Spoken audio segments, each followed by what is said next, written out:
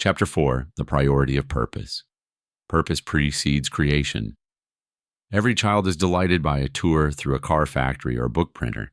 With wide-eyed wonder, they look at the finished product, then go back to the beginning to see all the steps that went into the making of that car or book as they walk through the factory and listen to the guide describe the various processes. They often ask questions like, "What does this do? Why is she doing that?" Their questions hint at the truth that the why is more important than the what. Knowing what the various parts of a product are is useless unless you understand why they were designed that way and how they are supposed to fit together. Purpose determines function, which necessitates design. If I went to a contractor and asked him to construct a building for me, his first question would be, "What is your purpose for this building?" That would be the underlying concern for the whole project. Why do I want this building to exist and what do I want it to accomplish? Thus, establishing the purpose for the building is the first priority. After that is settled, the contractor would probably say to me, "Let me see your plans. I need to see how your architect designed the building." As I looked over the plans, the contractor would consider whether they revealed a design that would allow the building to function in a manner that would meet the determined purpose. Let's say, for example, that I wanted the contractor to erect a building that could be used for providing medical care.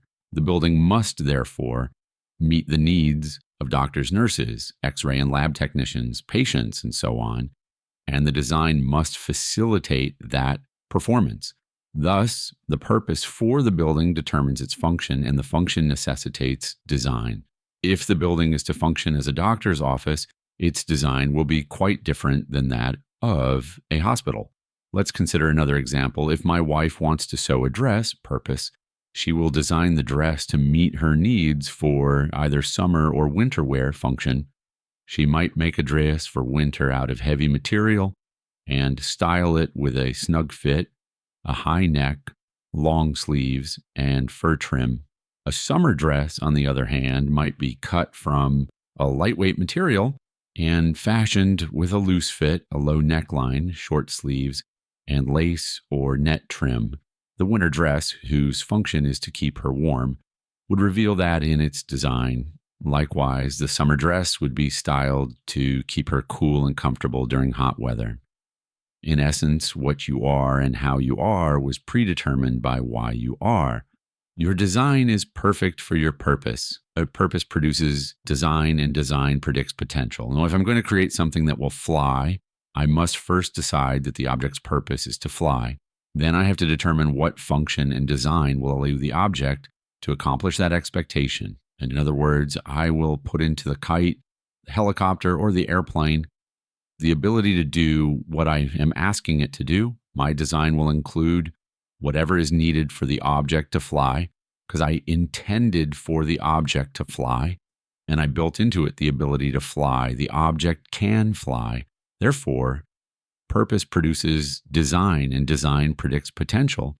From looking at an object's design, you can predict what it is capable of doing. To back up a step, purpose is also an indication of potential. And if you know the intended purpose for an object, you also know what it can do. The minute you know that the kite was created to fly, you know that it can fly. Therefore, whatever you were born to do, whatever God purposed for your life, you're equipped with all the ability, talents, gifts, capacities, and potential you need to fulfill it. You can do all things, purpose, through Christ, who supplies the ability. Purpose determines nature. When someone creates something, they create it in such a way as to fulfill its purpose. They build into it the essence of what makes the thing unique, because what they do to create it becomes its nature. In essence, the purpose of a thing determines its nature.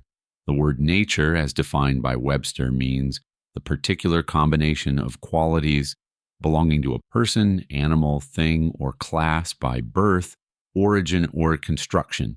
It is that of which something is naturally composed. I want to emphasize naturally. When God creates something, he puts into it the ability to fulfill its function. Birds were created to fly, so their wings and the shape of their bodies make the air their natural environment.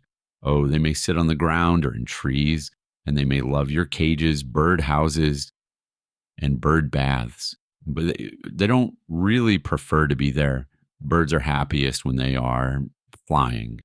Just watch a hawk soaring above the trees or a barn swallow diving after insects. They love to fly, right, because God created them to fly. And that is both their purpose and their nature. Nature is inherent in purpose. Or consider fish. Their bodies are constructed to glide through the sea and withstand water pressure that would harm other creatures. If man wants to build a ship, he must learn from the design of fish what will and will not withstand the pounding of the ocean. He must also consider the nature of ducks that allows them to glide on the top of the water. Thus, a boat must naturally include the abilities to float and to withstand water pressure. The nature of something is a powerful clue to its purpose and potential. Take a bulldozer. One day, as I sat and watched a bulldozer working close to our house, the thought came to me that I could tell its purpose just by looking at its nature. The shovel on a bulldozer is not used to scoop out ice cream, nor was it intended to move furniture around your house. The design tells you that very quickly. The size of the scoop is far too big for any ice cream container, and the teeth that dig into the earth would quickly ruin furniture. When God created you, He built into you all the natural necessities for performing and fulfilling your purposed assignment. Everyone possesses natural inherent traits that are required for their purpose. In essence, you are the way you are because of why you are. Purpose coincides with natural talents and abilities. The purpose of a thing, which is revealed in its design and nature, is always accompanied by certain innate abilities. They are there naturally. Owls naturally have the ability to see in the dark because God created them to gather their food at night and to sleep during the day. Spiders have the ability to spin webs because that's how they snare their food. Woodpeckers have strong, sharply pointed bills for digging into tree trunks and branches for wood-boring insects. Purpose never requires something that natural abilities do not provide for. When I was 13 years old, I submitted my life to God and made a conscious quality decision to discover personal peace. I was so happy to be a Christian, and I experienced great excitement. And one day my pastor said to me, "Great, praise the Lord, that's a good thing to do, but don't stop there. You have to find God's will for your life." So I went on this long search looking for God's will. Well, after 1 year passed without my finding that will, and then, a second year as well, I became discouraged. In fact, I was so discouraged that I just stopped looking. Part of the problem was that I feared God's will would be the opposite of what I liked to do or wanted to be. So there I was praying, "Oh God, show me your will. I hope it's what I want to do, Lord, but show it to me anyhow." There's a problem with that prayer because it assumes something that isn't true. Just as a manufacturer does not demand or expect anything from his product that he did not design it to do, God never requires anything of his creations that he didn't already build into them. What they naturally are is what he asks. He requires butterflies to fly because that's their nature. He demands that caterpillars crawl because he designed them to crawl. Apple trees are obligated to produce apples because he placed the seeds within them to do just that. Consider God's creation of Lucifer. His purpose for creating this being was that he should be responsible for worship in heaven. Scriptures teach that he was created as beautiful as the morning star, wise and elegant. But most importantly, his very being was created with organ pipes built into it because of his purpose. This principle is true for all created things and manufactured products. Perhaps you have a friend who is really into music. Everything in his life in some way reveals his love for music. There's an organ in the living room, a piano in the dining room, a harpsichord in the family room, a CD player in the kitchen, and a huge stereo in the bedroom. Every room in the house, in some way, reflects his love for music because his whole life is music. Can you imagine God calling that man to be a butcher or a factory worker? That would be a prescription for frustration. Purpose determines demand, and demand dictates potential. God puts into everything the potential and the natures for its purpose. Purpose, therefore, is accompanied by natural abilities. You're naturally like what you are supposed to do. If he didn't build it into you, he won't ask you to do it, because purpose is always accompanied by the innate qualities and characteristics it requires. You have what you need to be who you are. What you love and desire to do naturally is usually what you were born to do. Purpose allows you to be yourself. The discovery of purpose is the discovery of you. You can make a demand on something if you know the purpose for its existence. Let's use the example of tape recorder. If you purchase a stereo component that contains a piece of equipment that the instruction booklet calls a cassette tape player, you can put a tape in the indicated slot, push the play button, and expect the stereo to produce music. When you press play, when you are making a demand on the equipment because the manufacturer told you that the equipment will replay a pre-recorded tape. In other words, the purpose predicted the demand you could make on the product. Consider also the difference in expectation you would have of an 18-wheeler tractor trailer and a two-door sports car. Because their purposes differ, your expectations and demands on them would also be different. If God tells you why you were born, he's also telling you what's inside you. If God says, I gave you birth to produce beautiful music to express the beauty and harmony of my nature, and so win scores of people to me before you die, I'm telling you, friend, there is enough music in you to reach 1 million people. When God told Moses to free his people, he was also telling him, the ability to perform what I've required of you is inside you. Go do it because you can. Moses had a problem with that, and he started arguing with God. Then the Lord said to him, what is that in your hand? A staff, Moses replied. The Lord said, throw it on the ground. Moses threw it on the ground, and it became a snake, and he ran from it. Then the Lord said to him, reach out your hand and take it by the tail. So Moses reached out and took hold of the snake, and it turned back into a staff in his hand. Exodus 4:2-4. As Moses continued to argue with God, God first made Moses' hand leprous, then he restored it. Finally, when Moses complained that he was not eloquent of speech, God asked him, who gave man his mouth? Who makes him deaf or mute? Who gives him sight or makes him blind? Is it not I, the Lord? Now go, I will help you speak and will teach you what to say. Exodus 4:11-12. In other words, God is saying, who made this product and who designed this equipment? How can the pot say to the potter, why did you make me thus? After God, in anger, finally agreed to send Aaron with him as his spokesman, Moses stopped resisting the assignment. He asked his father-in-law Jethro for permission to return to Egypt. Throughout his encounter with the Pharaoh of Egypt, Moses learned what God had built into him before his birth. As he discovered the purpose for his existence, he also found out that God provided both the potential and the provisions to meet every assignment. The same is true in your life. Your purpose determines your potential, which determines the demands made on you by the one who made you. Knowing your purpose is the key to using your potential, because once you discover your purpose in life, you can also learn how much potential God stored inside you to meet the demands he would make on you. If you don't know your purpose, you will probably live below your potential.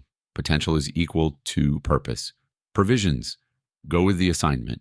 A manufacturer not only creates something for a purpose, he also provides the potential to fulfill that purpose. Purpose has in it the potential to fulfill itself. In essence, if you make a lawnmower, you will put into the mower the potential to cut grass.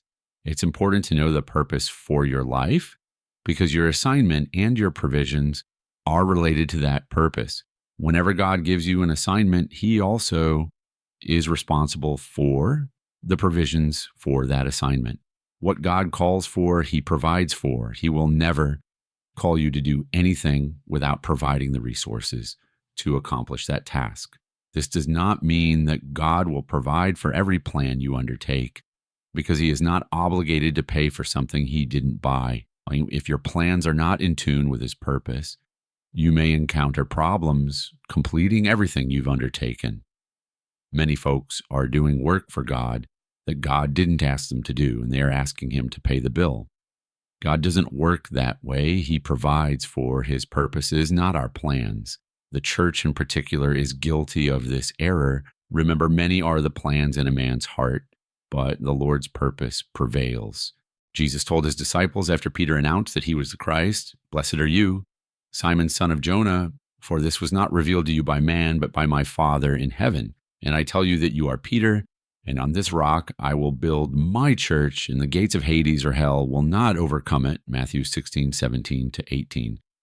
Ecclesia, the Greek word for church, means called and out ones. This definition says nothing about buildings or bells or steeples or benches or pews or organs. Ecclesia is people.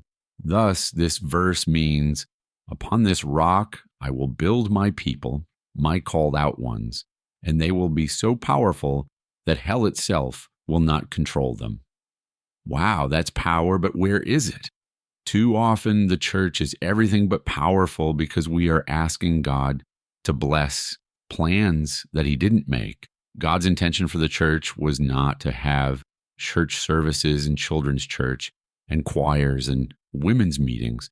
God wants us to be His called out ones, to reveal His manifold wisdom. Ephesians 3:10. The Greek word papapokalos is used here to describe God's wisdom. It literally means many-colored. What a description for God's wisdom. It can take whatever form it needs to take to meet the challenges that face His church. Too often the church is so busy with her own plans that she fails to expose God's wisdom in sending Jesus Christ into the world. Many people are so busy building their ministries, their buildings, their programs, and their projects that they are not fulfilling their purpose. Through Christ, sin and death and evil are defeated forever. If the devil is winning in our lives, our communities, or our countries, it is because the church is not doing her job. She is not fulfilling her purpose. When we expose God, He provides the resources to continue our efforts. It is as though He says to us, "Come on, church, show them something else. Show them what I am really like." Excellence is looking like God. It is showing the qualities and the essence of the epitome of God. It is not doing a mediocre job with half-hearted enthusiasm. God asks the church to be holy because He is holy, and His sons and daughters came out of Him. And He requires those who carry His name to love their enemies because He is love, and He put that love in them when He made them. He demands that His children turn the other cheek when someone misuses them, because His Son, Jesus, who faithfully exposed the Father's nature, turned the other cheek to purchase our salvation.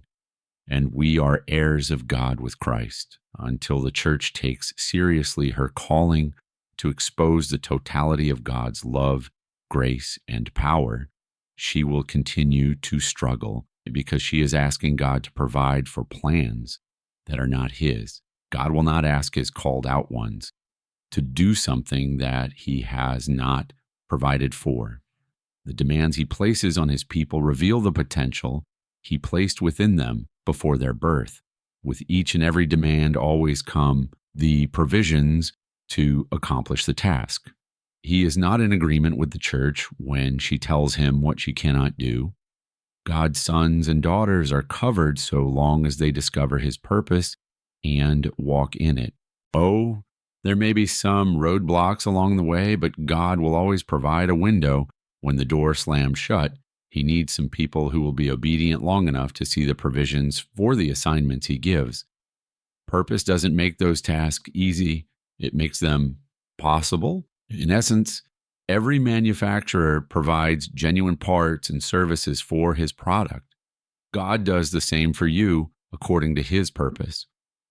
Promises are related to purpose. The protection, security, credibility, and true value of a product is not how much it costs you, but the stability and security of the manufacturer. The manufacturer's warranty is only as good as the strength of the parent company. It doesn't matter what the company promises when you buy the product. If the company is no longer around to make good that promise, the promise is null, void, and useless. So the most important thing is not the promise, but the promiser. Perhaps you bought a car that is no longer made. Not only has the company discontinued the car model, they have also stopped making parts. Now, the only place you can find replacement parts for your car is the junkyard. Warranties mean nothing when the company can no longer keep its promises. Promises, warranties, and guarantees are made to maintain, sustain, and produce the purpose of the product. When a company makes a warranty, they are not going to first check out your environment, your present conditions, or what's happening in your state. Their only concern is that you abide by the terms in the warranty. Any other conditions do not affect how the manufacturer determines the contents of the warranty and the conditions under which it will be applied. Guarantees are made from the perspective of the manufacturer, not the consumer. If it's raining or a hurricane is coming, or the dog just got killed, or you just lost your job, the warranty is still good as long as the terms specified within it are met. The manufacturer doesn't care what else is happening in your life. If you meet the conditions of the warranty, he'll send the part. Your environment is not part of his considerations. God's promises to us are the same way. Their value is based on the stability and credibility of God. Unlike many manufacturers, God will never go out of business. He will keep his promises forever because they are made to maintain, sustain, and produce his purposes for our individual lives and for humanity in general. His promises cannot fail because his purposes always prevail. Like the warranties of human manufacturers, God's promises are not dependent on our environment. The conditions in our lives do not affect his ability to keep them. God is more concerned about our relationship with him and our faithfulness in meeting his demands than the conditions around us that change our perspective on his promises. He wants us to trust his willingness and ability to keep his promises, no matter what is going on in our lives. We do not need to help God meet his obligations. As we mentioned in a previous chapter, Abraham and Sarah learned this when Sarah became impatient because 25 years had passed since God had promised them a son, and she still was not a mother. God did not accept Sarah's attempt to assist him by giving her maid Hagar to Abraham so they might have a son through her. When Hagar's son Ishmael was born, God said that Ishmael was not the son of promise because that child was to be born through Sarah. Abraham's son by the slave woman was born in the ordinary way, but his son by the free woman was born as the result of a promise. Galatians 4:23. Your plans do not and cannot change God's purposes any more than Sarah's plans did. God will stick with his warranty even if you come up with a plan that looks nice. He's stuck with his promise, and his promise is related to his purpose. Even though Sarah laughed and tried to substitute her plan for God's, she still received the son of promise. No matter how much you would like God to support you in your plans to help him keep his promises, God will only support his purpose. God is totally obligated to support you if you are in his purposes, but if you are outside them, forget it. His promises are more powerful than your plans. Sarah's plan was not part of God's purpose, so he didn't support it. His promises go with his purpose because all warranties are related to the prior purpose of the manufacturer. So we see that purpose always precedes and influences the function, design, potential, nature, and innate abilities of a product. Purpose also predetermines the demands and the assignments the creator asks of a product and the provisions he supplies to meet those requirements. Finally, purpose is a priority to promises because promises are made to enable the product to fulfill the creator's original intent.